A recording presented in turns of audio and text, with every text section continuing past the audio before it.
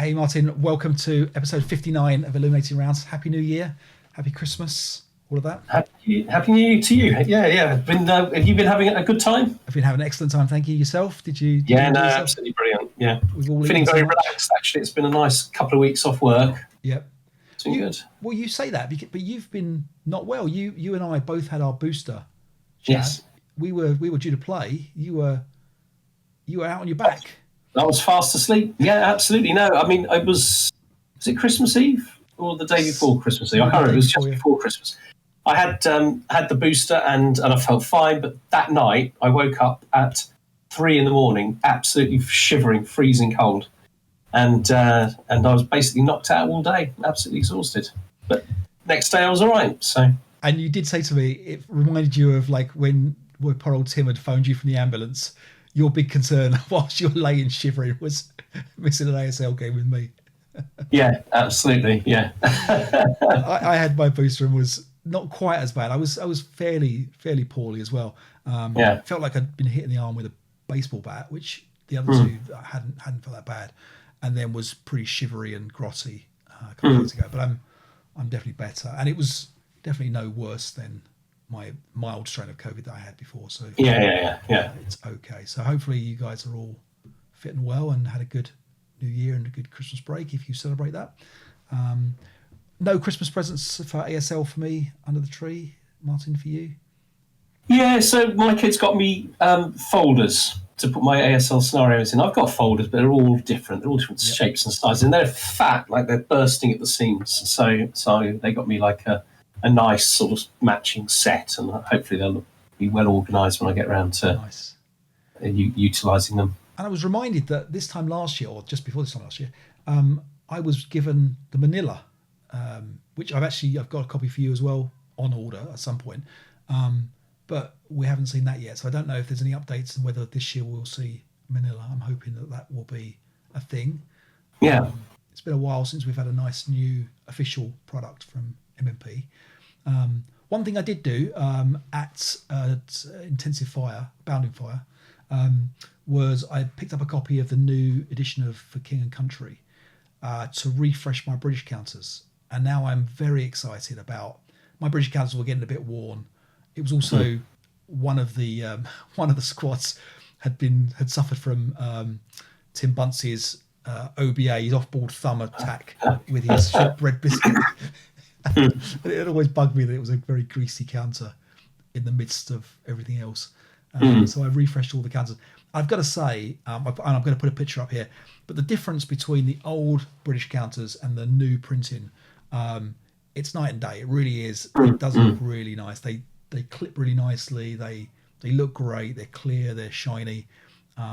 So I genuinely am excited to play. And I said to you, like the next face-to-face game that we play, I would like to be the British because I want to see these counters out. But then what we've got to do is if we're playing the British or you're playing the British, you've got to play against the side you've also got pristine counters for. It won't, if we're using red barricades Russians against your pristine British, actually, why would the British be fighting the Russians? But you get you get the point I'm trying to make. It's got to be pristine both sides. I think. Okay, all right. But it did. You've got some nice German counters there, haven't you? Yeah, so yeah. It did make me think I should go and. I mean, this is a first world problem, isn't it? But when you want to refresh your counters, there is a kind of like a. I guess is it maybe a 15-year kind of not lifespan by any stretch. They'll last 30 years, 40 years, but they do look very nice. The trouble what I found was, even though you replace them all, there's still a whole set of counters from other Pegasus Bridge, for example, where you've got the Ox and Bucks, and there's I think it's Operation Veritable. There's a Watchtower. One of them's got I think it's Veritable, isn't it? I've got the Canadian in there as well. So there are some counters that are very similarly printed to the new For King and Counters. So you have to kind of work out which ones you're going to replace and retire, and which ones you're not. I got to say, I was fairly disappointed with the reprint of For King and Country in terms of what you get. So obviously, there's no desert in there, which I would have known, if I'd have done 2 minutes of research. But obviously, I wasn't surprised. But no desert in there. There are a bunch of scenarios that you get anyway, and obviously the counters, and then the maps. The maps are shockingly not an MMP problem, but the maps are shockingly warped in terms of they're in there and I couldn't even put them in amongst my normal map boards because they're bowed and they're bent in the middle, obviously, because that's how they're folded. So they don't go in my normal map set. I've got them all anyway. And the Chapter H notes are great, but it was like, I think it's £120, £100, I can't remember, but it's a lot of money for what is just a new set of counters for me, because I've got all the scenarios and all the maps. So, I'll tell you what I would like to ask you, Dave. Has it got a Sergeant Barker? Because there was a Sergeant Barker in the original British counter mix, but not in For King or Country. No, he's there. He's there. He's there. Fantastic. Yeah, you're 8-1. Yeah, I'm very relieved to hear that. Yeah, he's been cut and clipped, and he's in there, begrudgingly in there with the rest of the British heroes. And of course he's a 9-1, which I think he's the 8-1. I think 8-1. Okay, all right. Still relatively accurately reflects my family's courage and skill. If you had to put yourself, we've probably talked about this before. If you had to put yourself as an ASL leader value, based on your ASL play, where would you have yourself as? I don't know. It's a very difficult question, Dave. I mean, 10 minus 3. I don't know. I don't think I'm like above average. So I'd probably put myself like an 8-0 or something like that. Maybe an 8-1 at a starter kit tournament. Yeah, an 8-1 I think is a fair representation of both of us, and I think that's quite a nice place to be, because they are useful to have, those 8-1s. They're not a target like the 9-2s are. I think they feel like one of the guys. Like the 9-1s feel a little bit above their station, a little bit too good for the guys. I'm a bit excited when I get a 9-1. It's a nice. Do you think the lost leadership penalty for a 9-1 is worth the additional morale? Like, I assume everyone would take a 9-1 over an 8-1 in an OOB.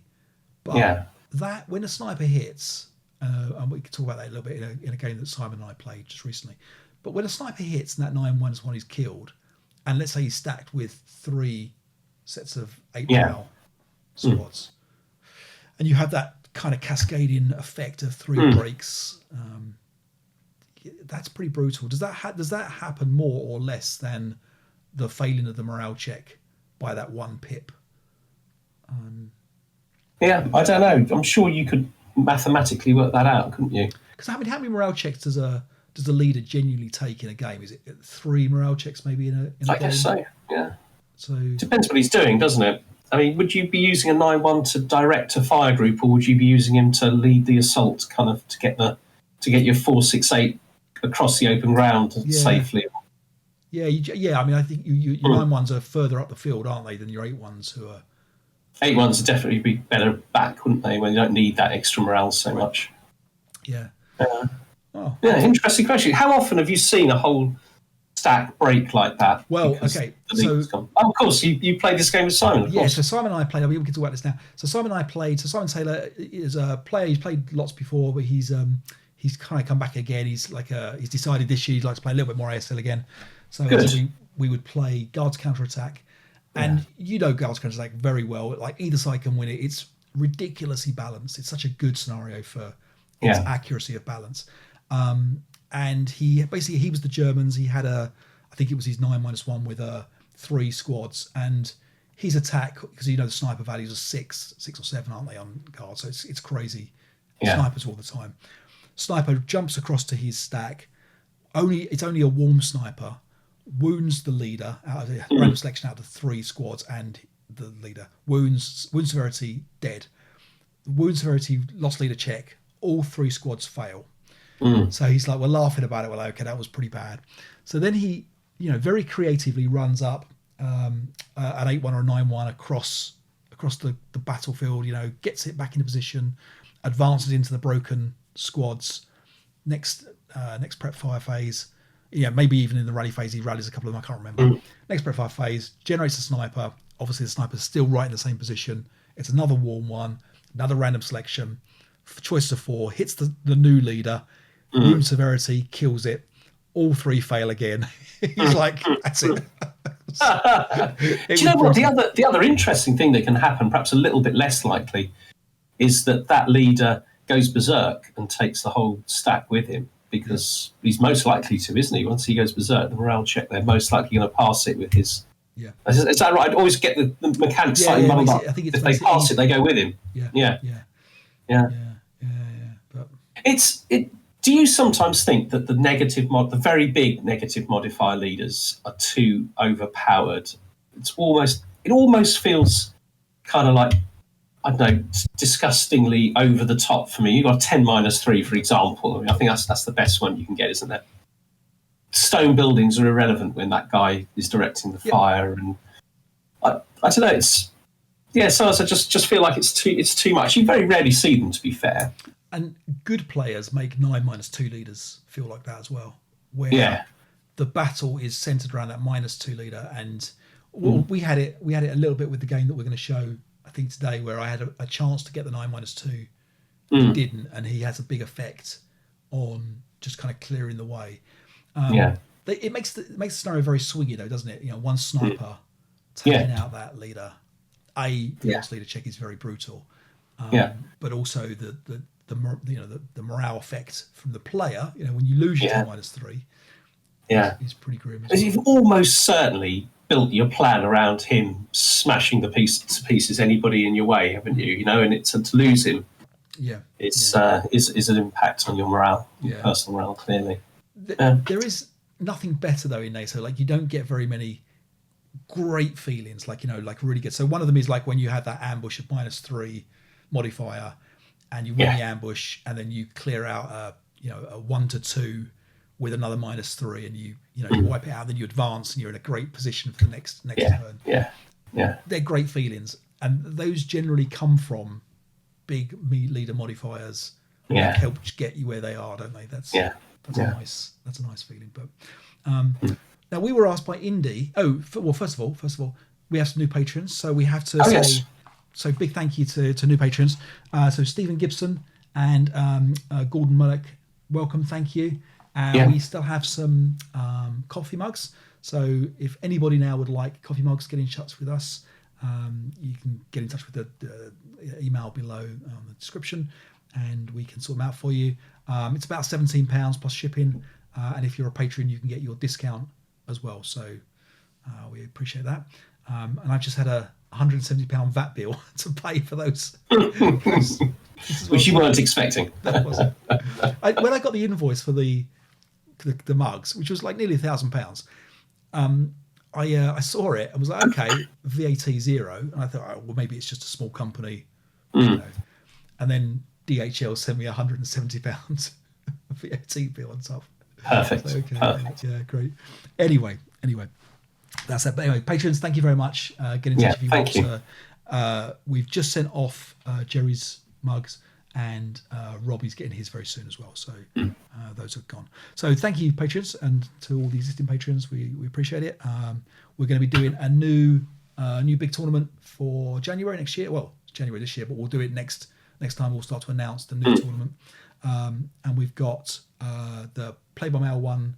The results are coming in. There's a few games still outstanding, but we're very close to knowing who's going to be in our semi-final. Our final for the Play by Mail. And you've done quite well, Martin. Oh, thanks, Dave. You won a game. I was surprised. I think I've won 2 games. Yeah. I've lost 1 game, won 2 games, and the other one is still undecided. Yeah. Okay. All right. Good. And you had a good time? Everyone's. I've enjoyed it. Yeah, it's quite a lot. It's quite a time commitment. It's a big thing. Yeah. But it's been enjoyable. Yeah, and some really all great guys as well, great opponents. Good. Well, thanks to everyone that's still covering that one. Indy suggested a top 5 for us of top 5 favourite first line squads that aren't Finnish. Okay. Clearly, because everybody's favourite squad is going to be the Finnish. Yeah. The Finnish superheroes, the Supermen of the Finns. So we had a stab at doing this, and we can go through these. In number, the least favourite of the 5 best squads, we felt 527 Russians. 527s always feel a little bit awkward in a scenario where there's plenty of open space. They don't feel terrible in Stalingrad, where you're generally fairly close up, and that assault fire is is pretty good. Gives full firepower in the advancing fire phase, really, doesn't it? Yeah. Yeah. Do you think IIFT players rate the 527 higher than we do? No, I don't think so. No. I mean, it's just isn't it just a slim additional chance of a pin? Oh no, it's not even that. It's a slim additional chance of removing concealment, I think. Possibly. Yeah. Which is it's obviously better. It's obviously better, but a lot of situations, I think it won't. If something's not concealed, I don't think it may. But what about between, like, for example, 15 firepower and 12 firepower? If you've got 3 or 10 firepower, so if you've got those 3, 12, so 15 to 12. If you've got 15 is a really annoying number, isn't it? Yeah. I suppose so. Because I very often think about that with I know we'll talk about the 6.6, the Americans later, but I find that with the Americans, it's only when they get to a certain point that it really multiplies. Right. 4 is 24, isn't it? But 3's slightly awkward 18 and such like. Yeah. Well, okay. So talking of the 666, it was your number 4 in terms of their best scores. Now, 666s can be really frustrating, can't they? Because they've got that great firepower. I'm always really happy to have them in close combat. That's kind of like you want them in there. But just taking fire or in OBA or anything like that, it's difficult, isn't it? I played Alex this week. The new guy from Wales, and he was the Americans. He had 667s, which is a little bit of a cheat, really. But it was the same thing. They had to cross quite a bit of open ground, and I think you've got to get a few half squads, haven't you, and do a little bit of rushing if you've got any chance of surviving. Find somewhere soaking up the firepower, but they're unstoppable once they get into big fire clusters, all in different hexes, and they've got very powerful advancing fire, and they've got and of course amazing prep fire and final fire capabilities, haven't they? Yeah, and of course the broken morale as well. The broken morale goes up for the Americans, which is quite useful. Right. They do spring back, don't they? So they spring back. Yeah, they're better than they look. They also have smoke exponent of 3, which is the best in the game, isn't it? And that means you can more or less realise a reasonable chance of getting smoke. So you see people using the American smoke, whereas I think people forget the Germans have got it. Because it's just so unreliable. Yeah. And actually, their half squads are quite good as well, aren't they? Because they go down to a 3-3-6. They do go down to 3-3-6. Yeah. They keep that extra point. So if you've got them in fire groups, in like multi-hex fire groups, 3-4-6. 3-4-6. In multi-hex fire groups, you don't lose any firepower from deploying them. Right. And you would have kind of expected them to go down to a 2, and on their own they're effectively only a 2. But actually, with other groups, they're quite powerful. Yeah. Now we had a difference of opinion on number 3. I will not talk about that because I think it's higher up on your list. Okay. So your number 3, you have a different one to me. So I think our both number 3s we have are effectively our number 1. So we're not going to talk about that just yet. Okay. But our number 2s, I think we were the same, which was the Japanese 447. Nothing like not worrying about having to brake as you're rushing across a dangerous attack. Yeah. A very forgiving force, I think. That's it, yeah. Japanese. They can be badly handled, can't they? Badly led and still do all right. The Barker should have been a Japanese leader, shouldn't he? Sergeant Barker, yeah. The thing is, what I quite like about them is they're unimpressive. They're exactly the same as a standard Russian first line squad, aren't they? They're 4-4-7s, but they've got all those kind of additional abilities. The fact that you probably can hit 1 or 2 of them in the scenario.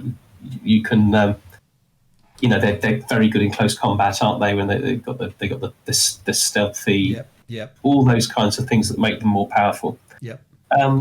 As well as the special abilities of doing the banzais and stuff like that. Right, yeah, exactly that. They've got a little bit of smoke as well, I think, on the a 1. I think it's only a 1. Yeah, a 1. They've got a 1. Yeah, a little bit of smoke. Now, interestingly, we'll talk about BPV value in a second, but they had the highest BPV value of all the squads that we selected. So my number 3, but your number 1 was, you can tell us your number 1 The Anzac 457. Yeah, which I thought was a bit cheeky, using the Anzac. Well, I wanted Gurkhas, but you said they don't have first line. And I'd be interested in what the viewers think, because I don't see why the Gurkhas wouldn't have first line. And this brings my big question about my difference between, I didn't quite understand what a first line versus second line troop is. Now, you think it's to do with, like, if they're a cook or a chef or something. I don't know if that was... I think first line are exactly that. They're infantry. They're expected to be... They're going to be in the line. They're going to be fighting. That's what they expect to be doing. I think second line, I think they're trained... But yeah, they're driving trucks and peeling potatoes or whatever else, guarding the senior officers or whatever, security, whatever. I don't know.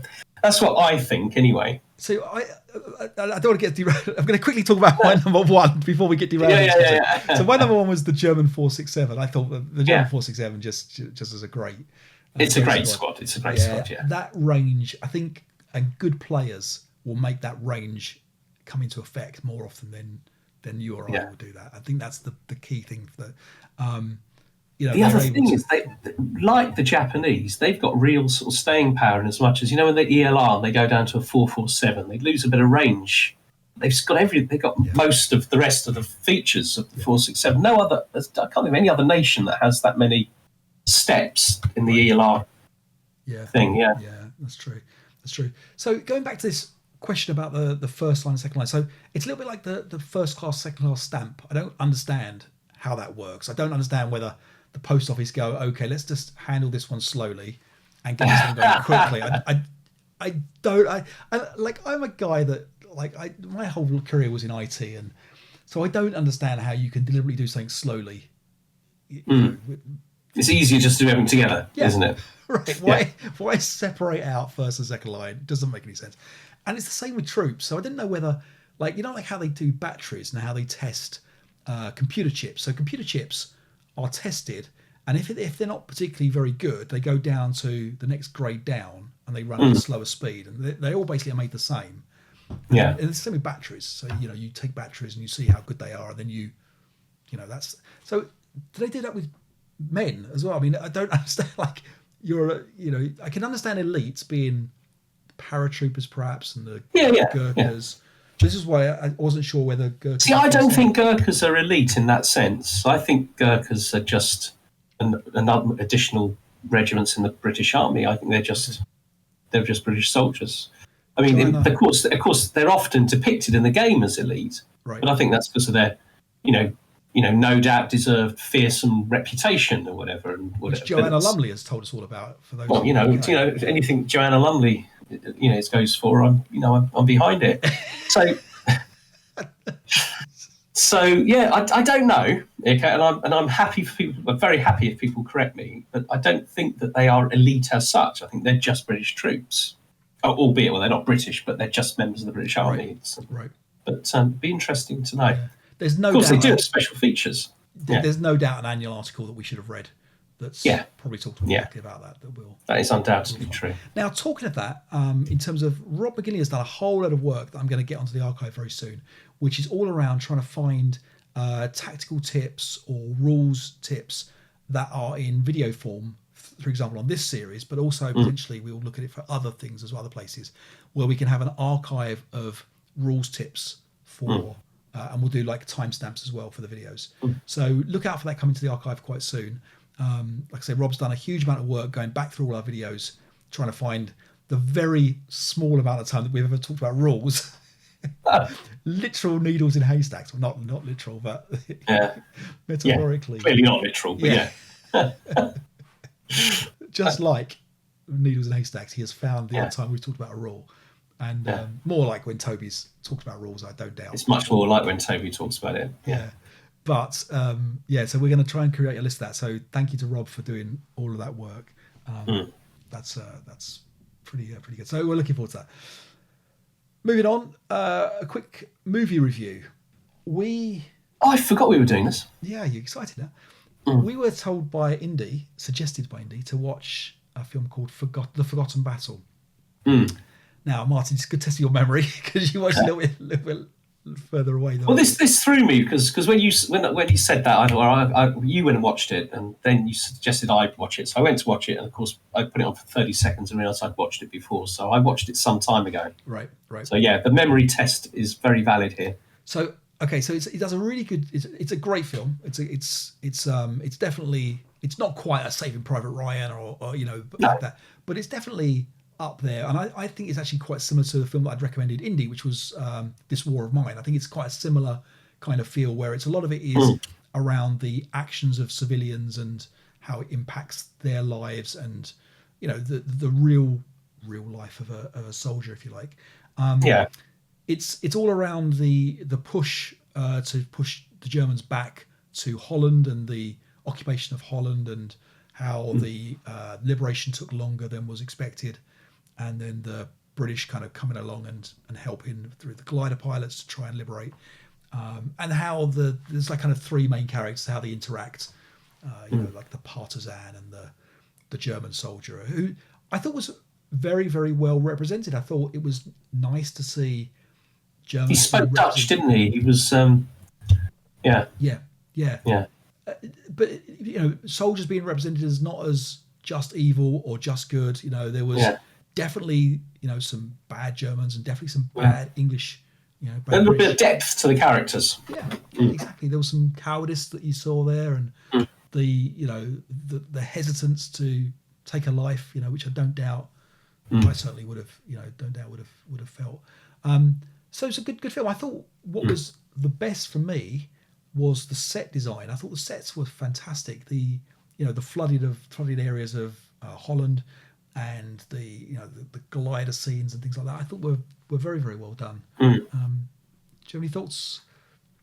Yeah, there was very much like sort of different sides to it, wasn't it? It wasn't a traditional war film in the sense of like the Battle of the Bulge or something, which is all about the sharp end. It was as you say, there was this woman working for the resistance, wasn't there? And there was all that kind of aspect of the story. And this Dutch soldier was actually working in the sort of, was he Dutch or German? I wasn't quite sure. Yeah, so I think he might have been Dutch, but he joined the Germans. Okay, I wasn't clear about that. Yeah.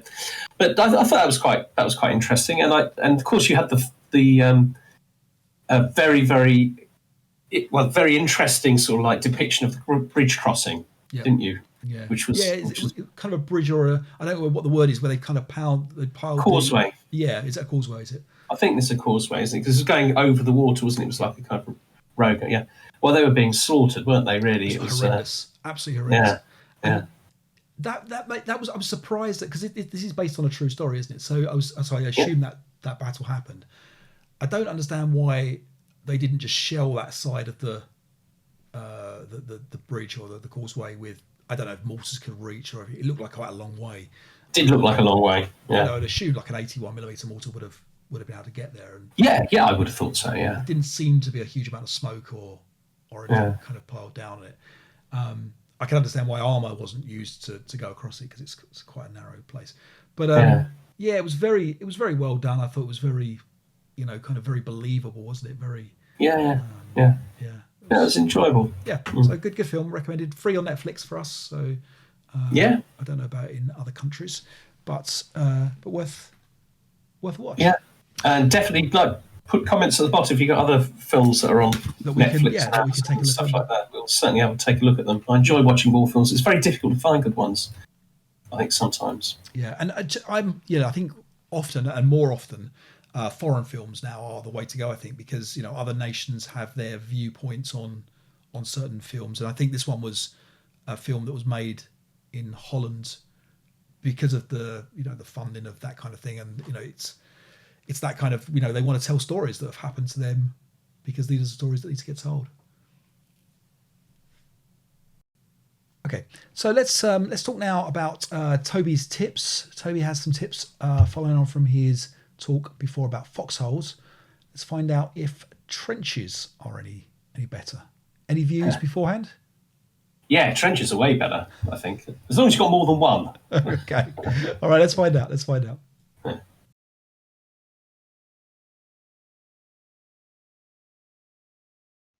So, trenches is my next item to look at, and I love trenches. I think they're a million times better than foxholes, and one of my most enjoyable experiences in ASL is when I have multiple trenches and wires and minefields and what have you, and I'm sitting down crafting some cunning defences. It's great fun. Before I get on to trenches, I'll just give a shout out to Phil Draper, who brought up a little thing about foxholes that I forgot to mention last time. I'd meant to be fair, but I'd forgotten, which is the one time you can skulk with foxholes. Instead of skulking out of them, you skulk into them when you're behind hedges, walls, and bocage, against same level, opponents. They'll see if they're at a higher level, but against same level opponents, you start with wall advantage, and then you skulk into the foxhole, become unable to be shot at, and then skulk out of it, reclaiming wall advantage, if possible, in the advanced phase. So thanks, Phil, for noticing that. But on with trenches then. So the main benefit of trenches is when they are used in multiple groups together, adjacent to each other, because then they allow skulking. With trenches, you don't set up one on the left flank, one in the centre, one on the right. You put all of them together, usually two up front, one behind, to skulk in and out of. There's other things, and I'll briefly race through the applications of trenches. So first of all, remember you can stick vehicles in them and they become hull down. Of course, they become also immobile, but sort of pillbox type things. But that can be useful if you've got a turreted vehicle and you're not going to be moving it. It's not bad to be sort of permanently hull down. Secondly, remember that you get a +1 rally bonus terrain. Now, you can't route towards them like you can woods or buildings, but on certain places like hills, if you place your trenches carefully, you can low crawl into them and gain the benefits of that +1 rally terrain, which is quite good. One of the key things about trenches as well, which I wasn't aware of for ages, was your ability to retain concealment even if you're non-assault moving. So you could charge across 6 hexes, your opponent's saying, "Oh, I can see you," and you're like, "No, you can't, mate, I'm retaining concealment." And odd things can happen in that situation. Imagine your opponent gets into a trench 4 hexes away, and then you move 1, 2, 3, whatever, adjacent to him. You're still concealed, and then you could advance into him and go for ambush. So there's strange things with retaining concealment. Next, they reduce the movement, crucially, to 1, don't they? So, and they go through walls and bocage and so on. So you can really make a sort of trail break to give you extreme maneuverability between your positions. So always bear that in mind. They're not just cover. You're thinking, these help me move and redeploy. What else? There's some very interesting rules that's worth reading on the situation with trenches and hills, and gullies for that matter.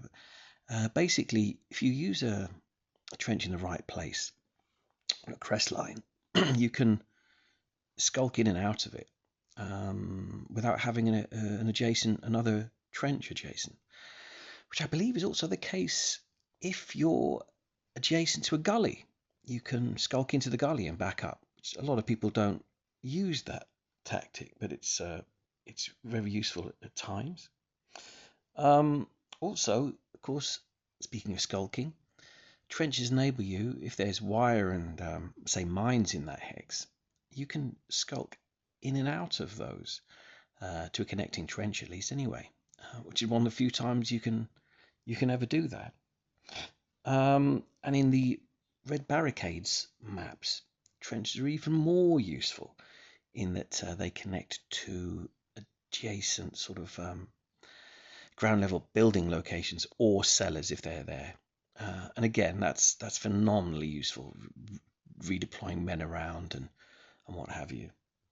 And what else? Oh yes, the other thing to bear in mind with them is that they are effectively anti-tank ditches against wheeled vehicles, including all armored cars and half tracks. And for that matter, they force bog checks on fully tracked vehicles as well. I mean, they probably won't bog, but lots of people, quite rightly, don't like needlessly taking bog checks with their important vehicles. So, be aware of their ability to restrict movement. And I guess that's what my theme would be. Trenches are more than just +2 cover. They're more than just cover. Far more useful than foxholes. And used correctly, there's sort of multiple options to magnify the power of your defense. They can also link to pillboxes to make bunkers, and indeed pillboxes are the subject I'll be coming on to next. So as always, excellent tips from Toby. Yeah. So trenches definitely better, a million times better. Yeah. And I never really thought them more as restricting movement, more as just a +2, and occasionally being able to route away from buildings and things. But I always struggle with them because I always feel like I'm giving the enemy a route into my buildings as well. So that's where I struggle. But I did think it was interesting. He talked about some of his best ASL experiences were with using these things, and I quite enjoy defensive play, and I think that makes probably me and Toby a little bit unusual. Actually, I think most people like to be attacking, don't they? Yeah. And it reminded me of like Crucible of Steel. Do you remember the pack, which was a lot of kind of fortifications? Yep. Made me feel like breaking that out again, actually, and having a look at some of those again. You definitely enjoy that, don't you? Right? And it's interesting because we'll talk about a scenario in a minute. Now, one of the problems I have with scenarios is a static defense. I don't enjoy static defense or scenarios where I feel like I can't move very much. And there was a little bit of that in this one. And this scenario, I struggled with on a number of different things. I struggled with it because I had bad dice, which I should never complain about, but I will do. And it's a new year, so I shouldn't do. That New Year's resolution goes out the window. I struggled with it because you had good dice. Again, shouldn't complain about it, but it's, But I also struggled with it because I didn't feel like I could move my defense around enough. And I'm interested to know, because complain about a scenario because of the first two reasons is like complaining about a football match when you've got a bad seat. You can't complain about it. It's not fair. But I don't know whether or not I get myself into a mindset when I'm defending where I feel like I can't maneuver my forces as I'd like to, because I feel like if I move, I'm going to give someone a free shot and it's going to break something, and might as well have just not moved it. But then I also choose not to drop concealment and shoot because I feel like, well, that's giving you free shots as well, because now you're going to know where. So you basically can't do anything. Yeah. And that's where I felt a little bit with this scenario. We're going to go through it a little bit. So this one is Try At Trentlehof. It's Dispatches from the Bunker. It's one of their most recent scenarios. Yeah. So our second Dispatches scenario. First couple of things, nicely laid out as usual with Dispatches. It's good. I thought that the SSR was a little bit very ever so slightly ambiguous. They talk about the fact that Germans may use 1944 Panzerfausts. Well, there's two different dates in 1944 for Panzerfausts. Now, that's true. We think we know what they mean by the middle Panzerfaust, the two range, that kind of Panzerfaust. But I think that's a little bit, that could have been caught by someone, I think. And albeit I know what they're talking about. The other one is, I wish there was a shorthand for the Steve Plevers rule, excellent rule for OBA with the red chit going. OBA. If you pull a red chit, put it back in again, put another red chit back in again, but you don't lose access if you pull two red chits. And I think the only way to do that is to become official optional rule, isn't it? Yeah, or whether or not we'll ever get to a point where a scenario can say use the Plever OBA rule. I don't know whether we'll ever get there, but because that SSR is wordy, and I know exactly what they're saying, and it feels like it's almost becoming not standard by any stretch, but it's certainly becoming, like, of the unstandard SSRs, it is becoming quite. So and that's not a dispatches problem at all. No, no. But it is, it is what it is really. So let's have a look at the scenario. What we've got here is the Germans who are me defending. I have the equivalent of 7 squads. I've got 2 4.67s, 2 4 4.47s, 2 4.36s, and a couple of half squads. 9 squads altogether. Yeah, seven in total. A big variety in quality. Nine in total. Sorry. Yeah. Couple of medium machine guns, couple of light machine guns, couple of Panzerschrecks, 9 concealment counters, and on turn 3, I'll have a Panzer IV J and a Stug G coming on between the top row. I have enough board artillery observer with 80mm OBA, and that's about it. You have to capture 4 building hexes within the red circle. Yeah, basically within the red circle. Yeah. So a quick look at my setup. I've got a lot of concealment counters, dummies in this building here. Just hoping to take a little bit of fire. I thought that would be the most obvious place for a fire group. I was able to have up to 2 squads on this board here, the lower board. So I only chose to use 1, being aware that I might struggle to get them back. Quite aware that there's a lot of open ground here, and if the Germans, especially with their 4 Shermans, they've got the tank destroyers. The they got tank destroyers, the M10 tank destroyers. Yeah. If they come up, up around very very quickly, they've got some anti-aircraft machine guns, so they might cause a bit of a problem. So I'm aware that I'm struggling. I'm also, you've got the choice of attacking, potentially both sides. So I can't necessarily defend just the front. I think you might be able to get around the back of me a little bit easily because you're quite fast. And that's it. You kind of set up, I guess, on 2 sides. I have my pre-registered hex, which the Germans get as well, right in the middle here, hoping that you were going to come running up the middle, and I would catch you in the middle on turn 1. In hindsight, and we talked about this at the end, didn't we? Maybe that pre-registered hex should have been right in the center here. Yeah. Being able to kind of near my buildings to be able to bring artillery down on. We should point out this scenario is very it's very new, so it's only about 5 play-ins, but all play-ins have been won by the Americans so far. So that's but it's new, so it's not. Any thoughts pre-game? I just remember being. I've got a very big force. I've got 16 squads. I've also got 9-2 leader and 9-1 leader, so it's really quite good leadership. But also these 4 tank destroyers. At first, I felt that your tanks would easily take mine out because the tank destroyers have relatively low armor factors, but actually we're very, very evenly matched. I think it's pretty much a guaranteed kill to anyone who hits anybody. So. But I outnumber you in tanks. I've got 4 against your 3. There's the potential for them to disrupt me a little bit. And I was also very anxious about your OBA.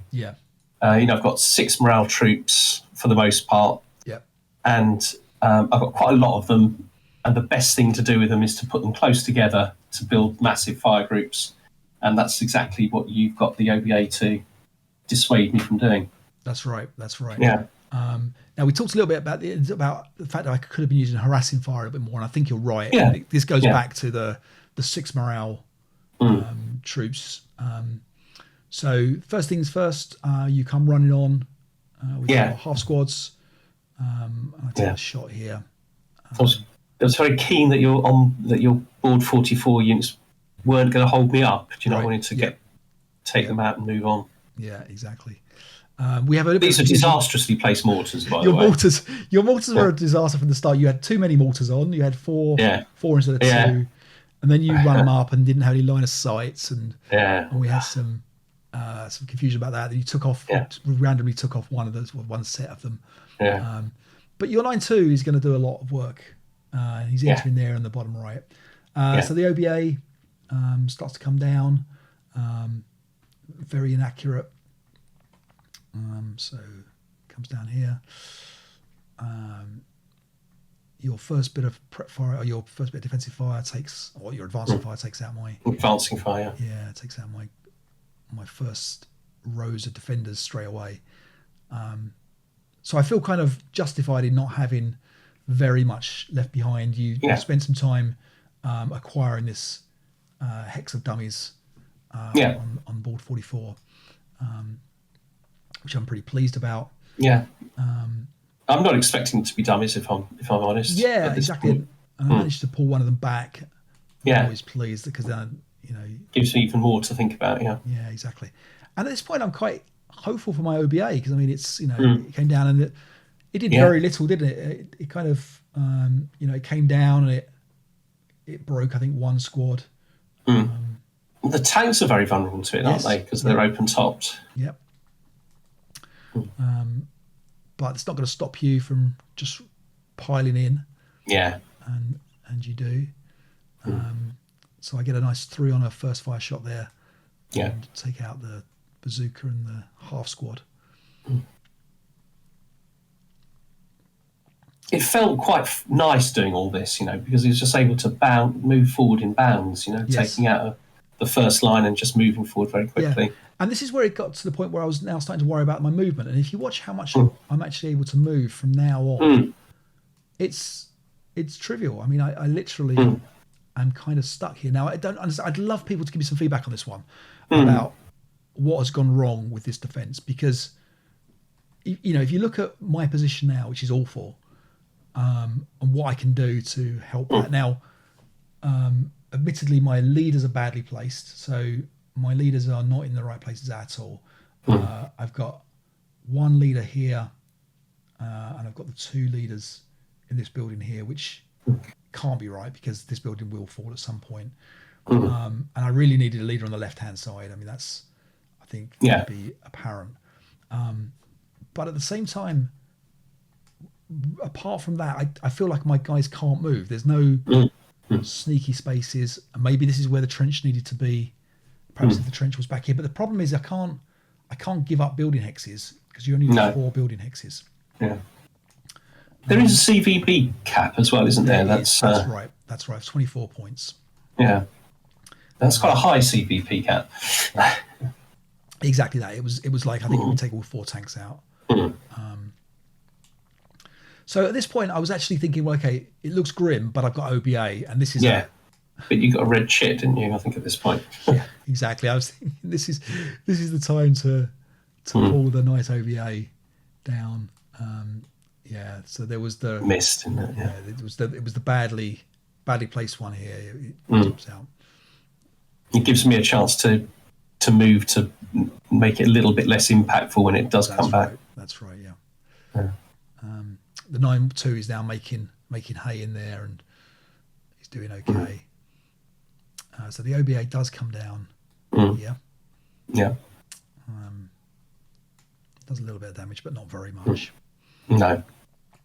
I'm quite fortunate, really. Yeah, and at this point, I mean, I've got two squads, which includes a conscript squad and a conscript behind, but defending this area against I mean, it's not huge, but you've got these concealed guys on the left hand side in the woods, and you've got your 9-2 that's going to be jumping in, and it does look like there will be at least 2 hexes over here that will fall.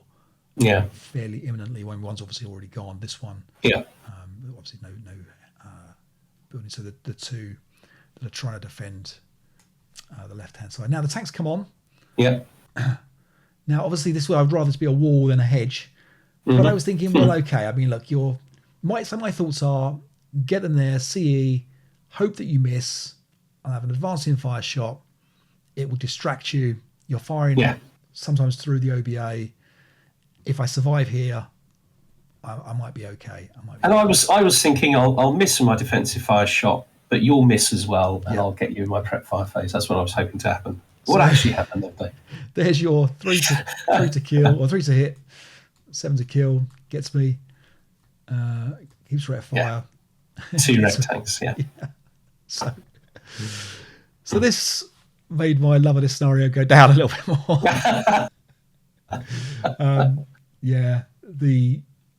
The medium machine gun then is falls. This machine gun is smoked. These guys are looking a little bit grim on the left-hand side. And we're going to push forward, break the next set of guys. Yeah. And even here, I'm thinking, well, okay, one good OBA. Yeah. I can get that OBA just swinging across. So, this is definitely, I think, a resignable point. But I thought, well, see what happens. Yeah, carry on. Struggling a little bit getting into that building in enough force. Well, I missed an opportunity to go and get the 06 building. I don't know. I was intending to do that, and something distracted me. I think was it the crew that got you? That something, glittered. Because you broke the crew up there. Yeah. I started to look at my dice stats at this point. I was averaging 9 to hits, and my marrow checks were 8.17. Yeah. It was all feeling a bit grim.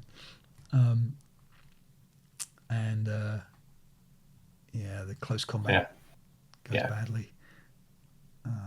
I think we're close, aren't we? Yeah. We are close to a resignation here. This is the end of the game here. Yeah.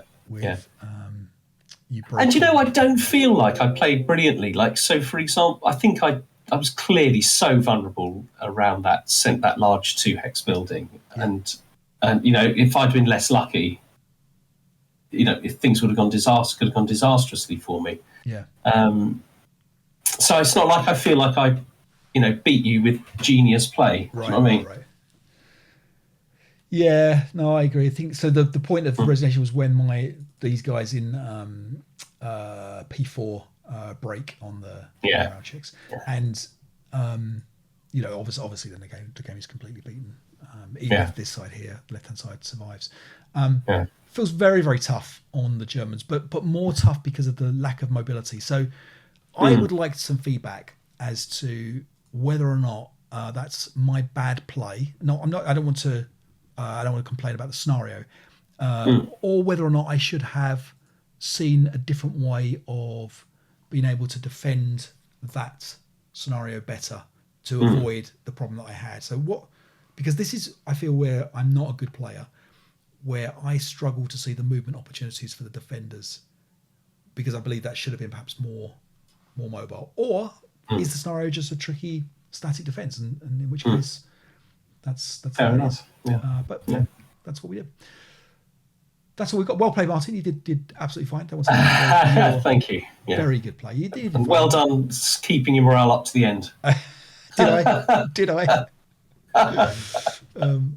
It's funny because whenever you see someone check the stats of the dice on a Vassal log, you always know that there was a question in their mind about how bad I rolled. It's a really nice addition, actually, having the stats there. That's a really nice addition. I love the Vassal guys. I mean, all the people that are working on that. Every now and again, we get some really nice features in there that make quality of life features, which are really nice. So, big shout out to those guys for doing a great job on doing that. And we forget how unstable Vassal was years ago. Network stability, and there was some little bugs and bits and pieces.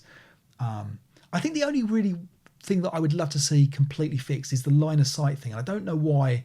I'm sure there's a very good reason. I'm a developer myself. I probably could dig into it and see, but I've got the heart to do it. But there is some weirdness about trying to check line of sights at the same time, and I know they've disabled it now so that you can't check line of sights. But that's, to me, the only thing that they could improve right now on Vassal, in terms of its functionalities. The line of sights is a little bit not accurately checking line of sights. I'm fine with eyeballing that manually. But the idea of sometimes it gets a bit locked. You get a little bit of a soft lock between someone trying to be able to do a line of sight and someone else tries to do it, or they can't do it and you can't click off it and things. But other than that, it's brilliant, isn't it? It's very, very good, isn't it? It's an invaluable tool for all of us. So big shout out to those guys. That's all I've got, Martin. I don't know about you. Anything else before we wrap? No. I've all my clever ideas and now been used up. We're going to come back in 2 seconds. Hang on seconds. Hang on. All right, so that was a quick chat about our availability. So we're going to play face-to-face on Tuesday. So that's the 3rd of January. And then we're going to do some Twitch streams very soon after that, probably on Tuesday nights, Tuesday evenings. We'll see if we can get a few live games in like that. But we're going to break out my British counters for this. Fantastic. One. So that's quite exciting. All right, Martin. Well, until then, I look forward to seeing you. Thanks for this one. And we'll see you guys next time. Take care all. Cheers. Happy New Year. Yeah, bye.